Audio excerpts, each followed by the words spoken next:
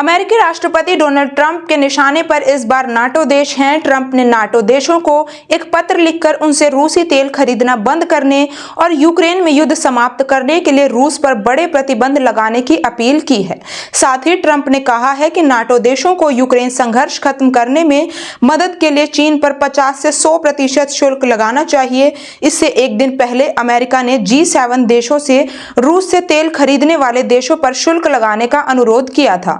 अमेरिकी राष्ट्रपति ने सोशल मीडिया प्लेटफॉर्म ट्रुथ पर एक पोस्ट लिखा, मैं रूस पर बड़े प्रतिबंध लगाने के लिए तैयार हूं जब सभी नाटो देश सहमत हो जाएं और ऐसा करना शुरू कर दें और जब सभी नाटो देश रूस से तेल खरीदना बंद कर दें। चीन पर टैरिफ से युद्ध खत्म करने में मिलेगी मदद। ट्रंप उन्होंने प्रस्ताव दिया है कि नाटो एक समूह के रूप में रूस पर अपनी आर्थिक पकड़ कमजोर करने के लिए चीन पर 50 से 100% टैरिफ लगाए। अमेरिकी राष्ट्रपति ने कहा कि चीन पर 50% से 100% तक शुल्क लगाने से इस घातक लेकिन हास्यास्पद युद्ध को खत्म करने में बहुत मदद मिलेगी।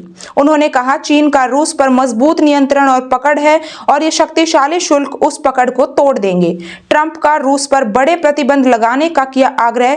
अमेरिकी राष्ट्रपति डोनाल्ड ट्रंप ने नाटो देशों को एक पत्र जारी कर उनसे रूसी तेल खरीदना बंद करने और यूक्रेन में युद्ध समाप्त करने के लिए रूस पर बड़े प्रतिबंध लगाने का आग्रह किया है।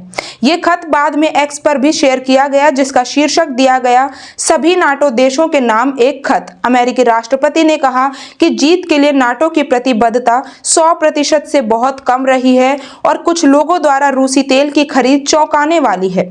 यूक्रेन युद्ध उनका संघर्ष नहीं है। ट्रंप ने यह भी कहा कि यूक्रेन युद्ध उनका संघर्ष नहीं है और अगर वह राष्ट्रपति होते तो यह संघर्ष कभी शुरू ही नहीं होता।